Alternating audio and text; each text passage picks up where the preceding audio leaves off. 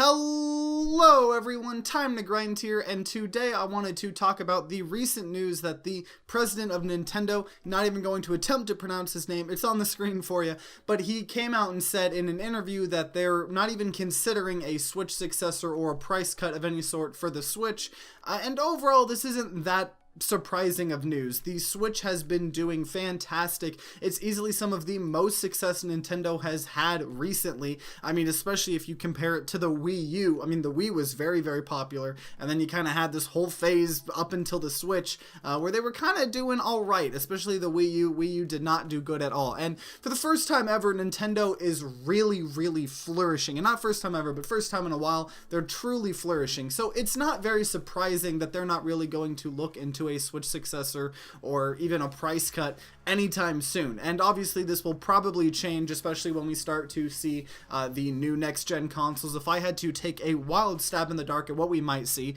around the time the new consoles start getting announced, we might see a price cut or something like that. Maybe not a drastic one, but a smaller price cut for the Switch. And then once the new Xbox and PlayStation come out, we'll probably see something along the lines of like a Switch Plus or a Switch XL or Switch Deluxe, something like that, where it's still a Switch and they're just trying to do a more powerful Switch, because I think right now Nintendo just wants to keep on going the just amazing route they're on, and I don't blame them. I mean, they're doing amazing, and for good reason. I don't feel bad supporting Nintendo, with the Switch. They have all their difficulties, they have all their problems with the online. They just do not understand how online works. Playing Smash Online is almost impossible because of how frustrating it is to just deal with that. But overall, that's more of another topic. Nintendo is Nintendo, and I will always love them for their games and just the fact that they constantly try to innovate. And in the interview, they also talked about a little more than just the price cut, so I kind of wanted to go over this.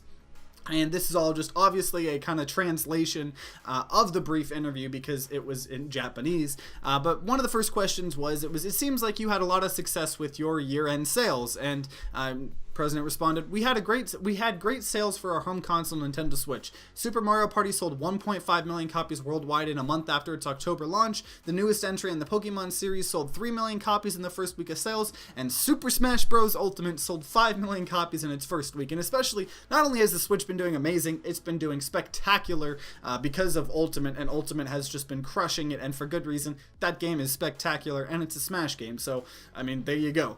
The next question was, could you tell us how your goal is going for the Switch to sell 20 million units within the fiscal year?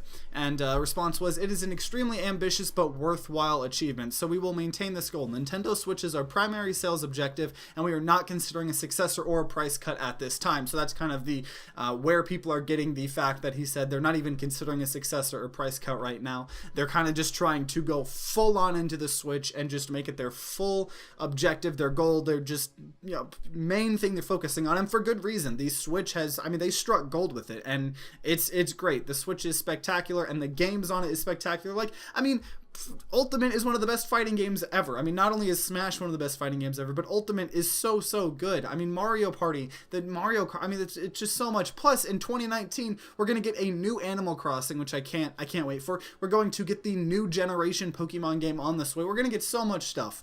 Then they go into talking about smartphones, because as you know, Nintendo's been dabbling a little bit more in, smartphone games. Originally, it was just the Super Mario Run game, and they've kind of been doing more and more stuff, especially with like the Final Fantasy stuff they're doing. But they said, how are your games for smartphones? And he says, smartphone gaming for us is not a business where we sell our consumers a product once, and that's the majority of it. Our operational model is to continue to build a relationship with our consumers. It is very different from what we do with our dedicated gaming hardware, so we are in the midst of accumulating experiences in this field. We certainly want to release games across a wide variety of genres. We want this to continue to be one means of supporting our pillars of revenue. So kind of what that just means is normally, especially Nintendo really hasn't ever gotten into the live service type of thing.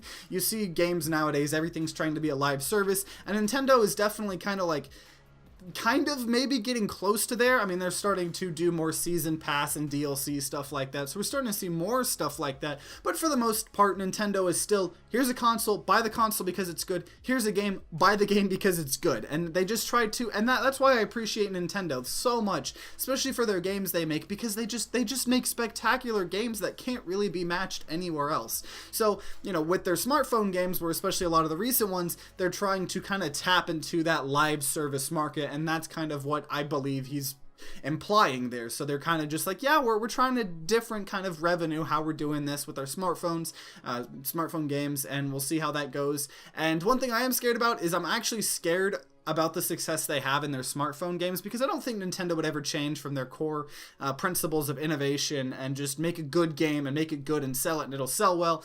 If they start to make a ton of money on these smartphone live service games, I fear we could start to see some of that, you know, kind of get its way into mainstream Nintendo games. Like, if the new Animal Crossing game has any type of live service stuff, like, it could be interesting. I mean, with a live service, there's a lot of interesting things you can do to it, but there's just something so nice and refreshing about how Nintendo makes games right now, and I honestly don't want that to change.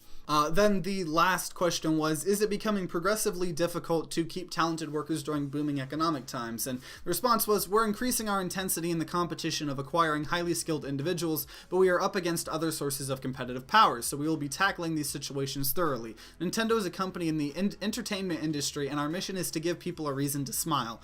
Since our business is linked to the ebb and flow of our times, we are recruiting those who can adapt in a flexible manner. In the past, we have increased our internship programs and such to interest people in how we do things. We want to continue to spread Nintendo's way of thinking. And obviously, some of these, especially that last one, a lot of the meaning I feel gets lost in translation a little bit. It sounds a little bit weird, but overall, it's just kind of talking about how Nintendo works in a Nintendo kind of way, and they're constantly trying to adapt and innovate. And because of that, they, you know, are trying really hard to get the best developers they can, and especially ones that can be very flexible and innovative and adaptable and stuff like that.